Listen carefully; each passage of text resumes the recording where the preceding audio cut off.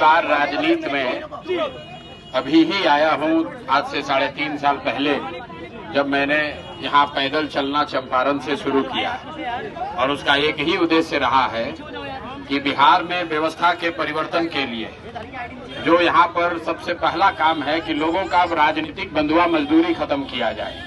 यहाँ 5 बरस नेता लोग जनता को लूटता है, परेशान करता है और चुनाव के समय जनता के पास विकल्प नहीं रहता है, तो लालू जी के डर से भाजपा नीतीश और भाजपा का डर दिखाकर लालू जी का लालटेन में किरासन तेल बनकर लोगों का जीवन जल रहा है। इस बार ये तय हुआ कि नहीं, जनता के पास एक विकल्प होगा। अब विकल्प किसका होगा? प्रशांत किशोर का नहीं, किसी एक व्यक्ति का नहीं, किसी एक जाति धर्म का नहीं, पूरे बिहार के उन लोगों का जो बिहार में अपने बच्चों के लिए पढ़ाई चाहते हैं, अपने बच्चों के साथ इंसाफ करना चाहते हैं, पलायन बंद करना चाहते हैं। तो 1 करोड़ लोगों ने 2.5 बरस में जब मैं पैदल चला, 1 करोड़ लोगों ने मिलकर जो दल बनाया उसका नाम है जन सुराज और इसका चुनाव चिन्ह है स्कूल का बस्ता। ये लालू नीतीश के 35 साल के राज ने पूरे बिहार को मजदूर का फैक्ट्री बना दिया, आपके बच्चों के पीठ पर बोरा बांध दिया। तो अगर वो पीठ के बोरा को हटाना है तो उसका एक ही रास्ता है, वो है पढ़ाई। इस्लाम के मानने वाले लोग, उनको मालूम है कुरान का पहला शब्द क्या है? इकरा। इकरा मतलब पढ़ो, और आपके बच्चों के पढ़ाई का कोई बात नहीं कर रहा है। वही हाल हिंदुओं का है। तो मेरे भाई, जन सुराज इसलिए बना है कि आप अपने बच्चों को पढ़ाओ, अपने बच्चों के साथ इंसाफ करो। अभी जो मैंने बताया भाषण में, भाजपा से मत डरो, दूसरा दल वाला आएगा कहेगा भाजपा से डरो, हमको वोट दे दो, हमारे लालटेन में किरासन तेल बन जाओ। जन सुराज ये कह रहा है, सारे इस्लाम को मानने वाले मुसलमान भाई, अल्लाह से डरिए और हक के साथ खड़े होइए, अपने बच्चों के साथ खड़े हो जाइए, तभी आपके बच्चों का फायदा होगा, आपके यहाँ बेरोजगारी खत्म होगी।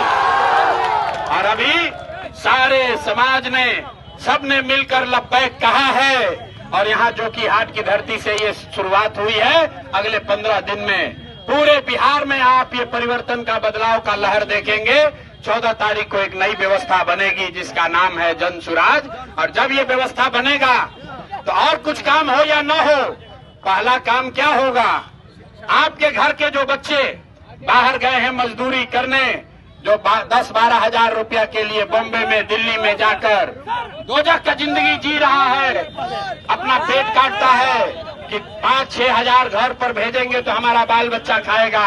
जन सुराज ने पहला वादा किया है कि अगर जन सुराज की व्यवस्था 14 को बन गई तो आप में से किसी के बच्चे को, किसी के पति को, किसी के भाई को, किसी के भतीजा को 10-12 हजार रुपया के रोजी रोजगार के लिए अपना गांव अररिया, जो कि हाट बिहार सीमांचल छोड़कर दूसरे राज्य में नहीं जाना पड़ेगा। तो भैया आपको तय करना है, अगर आप अपने बच्चों को, आपको राजनीतिक बंधुआ मजदूरी को जन सुराज ने खत्म कर दिया, आपके सामने विकल्प आ गया। अब आपको लालू के डर से मोदी और मोदी के डर से लालू को वोट नहीं देना है, लेकिन राजनीतिक जो आजादी मिली है इसका फायदा तब होगा, आर्थिक आजादी तब मिलेगी जब 11 तारीख को आप बस्ता छाप पर वोट देकर सरफराज भाई को यहाँ से जिताकर सदन में भेजिए, सरफराज भाई को जिताकर भेजिए, ताकि इस बदलाव के अभियान में जो कि हाट का एक बड़ा योगदान हो। एक साथी सिर्फ जो कि हाट का नहीं, पूरे सीमांचल का नेतृत्व करे, जैसे इनके वालिद पूरे सीमांचल का नेतृत्व करते थे, वैसे सरफराज भाई भी पूरे सीमांचल में मुसलमानों की आवाज बने, उनका नेतृत्व करें, इसीलिए ये अभियान में क्या हिस्सा बने हैं। तेजस्वी यादव भी आपकी बातों को दोहरा रहे हैं, प्रवासी मजदूरों को। मेरे भाई, यहाँ पर जितने लोग हैं लालटेन को वोट देते देते उनका आंख थक गया। 30 बरस 35 बरस से तेजस्वी यादव यहाँ आए थे, क्या बोले? हम भाजपा को हरा देंगे, हम मोदी को हरा देंगे। मेरे भाई, बंगाल में मोदी को कौन पटका? यही प्रशांत किशोर पटके थे। आप बताइए, जब CA-NRC हुआ तो बंगाल में भाजपा वाला लोग कहता हम 200 सीट जीतेंगे, तो दीदी को कौन साथ कंधा लगाकर भाजपा को हराया? यही प्रशांत किशोर थे। अगर आप हमारे साथ जुड़िएगा तो हम आपको इतना ही कह सकते हैं कि जो कि हाट की लड़ाई सीमांचल तक जाएगी, सीमांचल की लड़ाई बिहार तक जाएगी और अगर बिहार में ये चीज हुआ तो ये बिहार में रुकने वाला नहीं है, देश में भी हम ही लोग इनको रोक कर दिखाएंगे।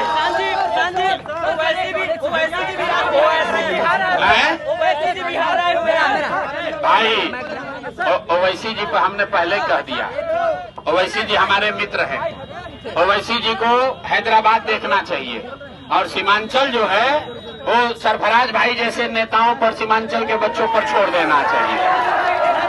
ओवैसी साहब जो कह रहे हैं वो मुसलमानों के हक की बात नहीं है।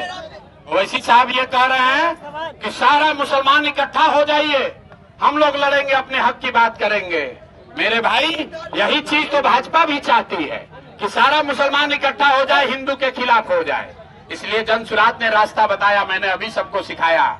आज भी इस देश में आधे हिंदू भाजपा को वोट नहीं देते हैं। वो कौन हिंदू हैं?